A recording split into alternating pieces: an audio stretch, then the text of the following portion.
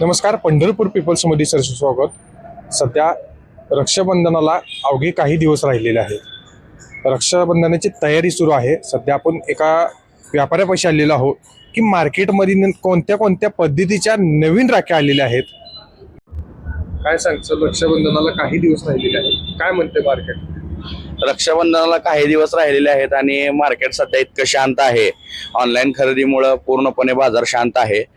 जे काय राहिले ते आता एक दोन दिवसच मध्ये राहिलेले आहेत। काय होईल त्याला 2 दिवसात बघता येईल। सध्या ऑनलाईन खरेदी खूप चालू आहे। आमचं म्हणणं एवढंच आहे की तुम्ही प्रत्यक्षित स्वतःच्या गावातल्या मार्केटमध्ये या, गावातनं राखी खरेदी करा, गावातला व्यापारी पुढे न्या।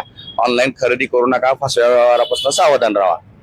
सध्या मार्केटमध्ये कोणत्या पद्धतीच्या नवीन राख्या आलेल्या आहेत? सध्या मार्केटमध्ये सिरियल पॅटर्न जास्तीत जास्त चालतो।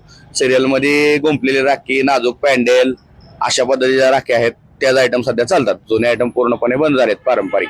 तुमच्याकडे राख्या कितीपासून सुरुवात होती? आमच्या पैसे 60 रुपये डझन पासून सुरुवात होती, ते मग बरेच एक 1200 रुपये डझन पर्यंत आहे।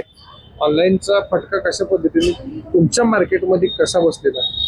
ऑनलाईनचा फटका म्हणजे पूर्णपणे धंदा संपलेला आहे। फक्त 2 दिवस जे काय गावातलं तेच गिऱ्हाईक चालतं।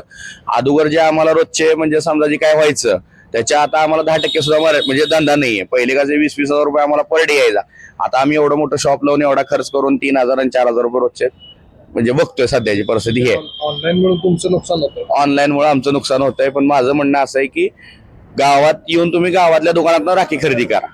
काय आव्हान माझं हेच असणार की बाबा आपल्या गावातला व्यापारी पुढे न्या, गावात खरेदी करा, आपल्या माणसापाशी खरेदी करा, हेच आम्ही म्हणू। ही राखी खरेदी करायला आला दुकानामध्ये, सगळे दुकानं फिरलो, पण इथं खूप व्हरायटीज दिसल्या भरपूर। त्यामुळं छान वाटते। राखी पौर्णिमेनिमित्त काहीतरी भावासाठी घ्यायसाठी वेगवेगळ्या प्रकारच्या राख्या भेटतायत।